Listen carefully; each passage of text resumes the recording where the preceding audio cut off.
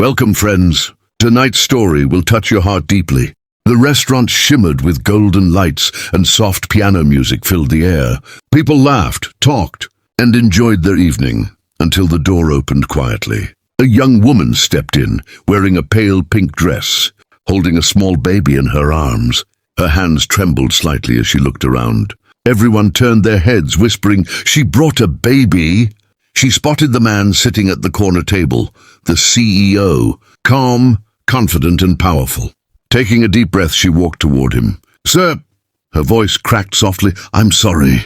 I brought my baby. I didn't have anyone to leave him with." The room went silent. For a few seconds, the CEO just looked at her, the nervous mother, her tired eyes, the small baby clutching her tightly. Then slowly, he smiled. He stood up, walked toward her, and said gently, "You don't have to apologize for being a mother." He reached out, and the baby looked at him with innocent eyes, then giggled. The CEO laughed too, and the whole restaurant softened. Betty Blum. If you felt the warmth of this story, please like, comment, share, and subscribe to Soul of Kindness, where hearts still believe in kindness. The moment the CEO held the baby in his arms, the entire restaurant seemed to pause. The soft piano in the background faded as everyone watched this unexpected sight. A powerful businessman gently cradling a child. The baby smiled, touching the CEO's tie, giggling as if he had known him forever. The CEO couldn't help but laugh, his eyes softening, something no one at that table had ever seen before. He looked at the young mother, who stood frozen with tears in her eyes. Her lips trembled as she said quietly, "You're not angry." The CEO shook his head slowly. "Angry, no," he said. "I'm just wondering how much courage it takes to walk into a place like this alone, holding your world in your arms." Her tears fell one after another. "No one ever says that to me," she whispered. "Most people just judge me. They say I should have stayed home, that I don't belong in places like this." The CEO's expression softened even more. He pulled out a chair for her and said kindly, "You belong everywhere your dreams take you. And this little one," he looked down at the baby with a smile, "he's not your weakness, he's your strength." She sat down slowly, her heart pounding. The waiter approached nervously, but the CEO smiled and said, "Please bring a baby chair and something soft for him to eat."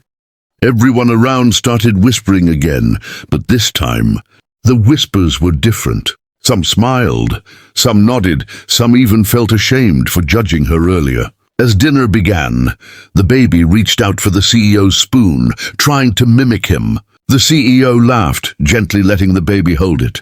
For a man known to be cold, this small laugh broke years of silence inside him. The young mother watched in disbelief. "Why are you being so kind?" she asked softly.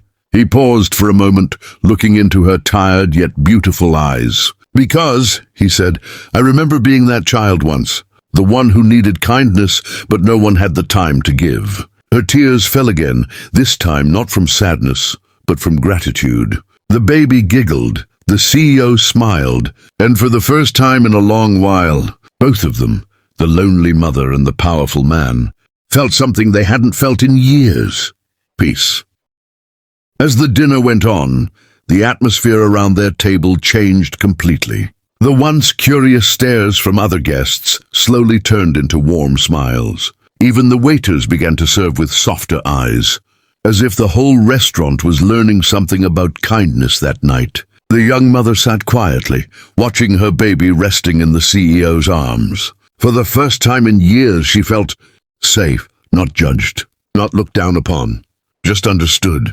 The CEO held the baby carefully, his expensive watch glimmering in the warm candlelight. He whispered softly, "You're lucky, little one. You have a mother who loves you more than anything in this world." The baby, almost half asleep, clutched his finger. That single touch hit something deep inside the CEO's heart, an old memory he had buried long ago. He looked down, his voice trembling slightly. "When I was your age," he said quietly, "my mother used to hold my hand like this before she left. I never got to say goodbye." The young woman looked at him with surprise. The confident businessman she had met earlier suddenly looked vulnerable, human. She said softly, "Maybe that's why you smiled at him, because you saw yourself in him." He nodded slowly. Maybe I did. Maybe that's why I couldn't walk away when I saw you both. Tears welled up in her eyes again. She reached for her napkin, wiping them away quickly, embarrassed. I'm sorry, she said. I didn't mean to bring my problems into your world. The CEO smiled gently and replied, You didn't bring problems. You brought truth. The world I live in, it's made of glass and money, not hearts. Tonight, you reminded me that love still exists. He reached into his pocket and pulled out a small silver spoon, a keepsake from his mother, something he never shared with anyone. He handed it to her and said, Keep this. It's the only thing I had from my mom. I want your little boy to have something that reminds him. Kindness never dies. The young woman froze, unable to speak. Her lips trembled as she said, I can't take this. It's too precious. He looked straight into her eyes and whispered, No. What's precious is the reason I'm giving it. Because tonight, I remembered what it means to feel human again. The baby stirred, opened his tiny eyes, and reached for the CEO's face, touching his cheek gently. The CEO smiled through the tears forming in his own eyes. In that moment, the world stood still. No money, no power, no pride. Just three souls connected by fate. As the night ended, the CEO walked them to the car. The city lights reflected on the mother's tear-streaked face, glowing like stars. Before she left, she turned and said, You've changed the way I see people. He replied softly, No, you've changed the way I see myself. The next morning, sunlight streamed through the tall glass windows of the CEO's office. But today, he wasn't staring at the city skyline as usual. He was holding a small baby spoon, the one he'd given away last night. He smiled softly, remembering that tiny laugh, that little hand that had clutched his finger as if saying, Don't forget me. He sighed deeply. For the first time in years, his heart felt full, yet strangely empty. He picked up his phone and called his assistant. Find out about the woman who came to dinner last night, he said. The one with the baby. The assistant hesitated. Sir, she didn't leave her name. The CEO's eyes softened. Then find her story.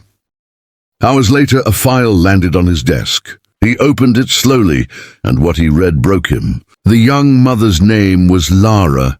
She was once a top student, bright and full of dreams. But life hadn't been kind.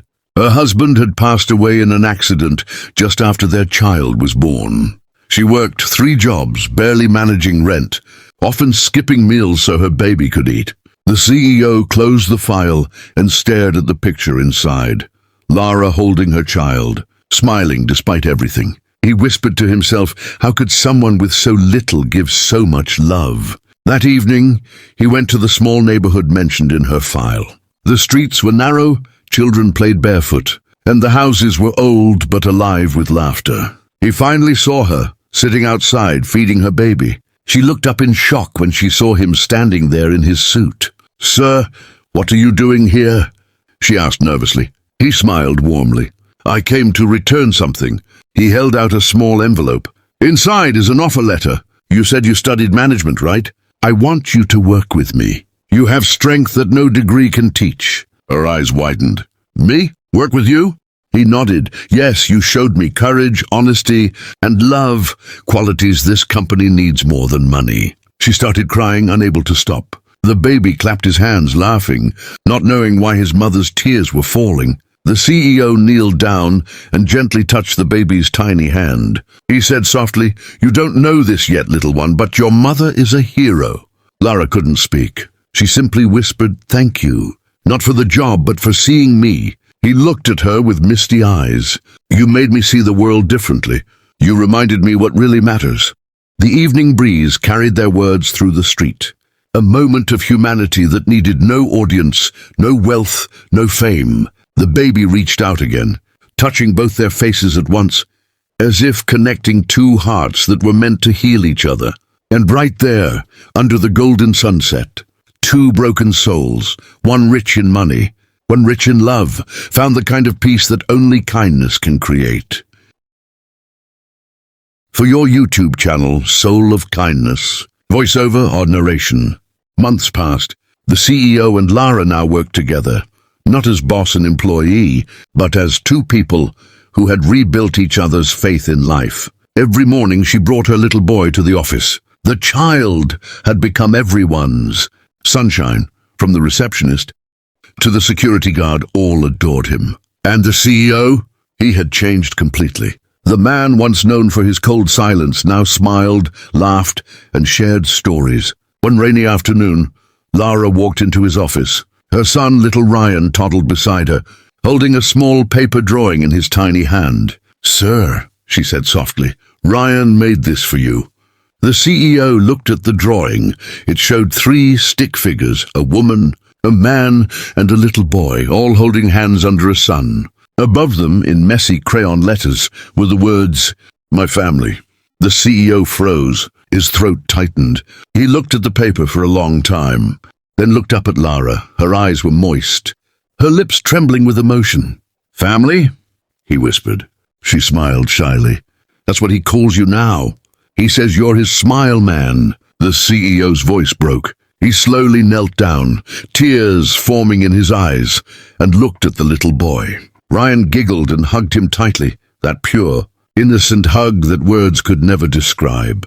The CEO held him close, his heart bursting with emotions he had buried for years. He whispered, "You gave me back something I didn't know I'd lost, the feeling of being loved." Lara couldn't hold back her tears anymore. She said softly, "You changed our lives. When everyone else turned away, you stood by us." He shook his head gently. "No, Lara, you changed mine.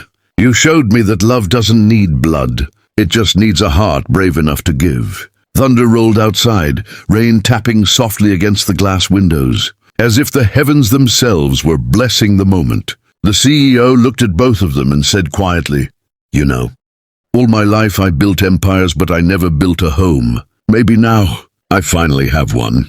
Lara's tears fell freely as she whispered, "You already have." He smiled, pulling both of them into a warm embrace. No words, no promises, just love. The baby giggled between them, his tiny hands touching both their faces, as if sealing a bond meant by fate.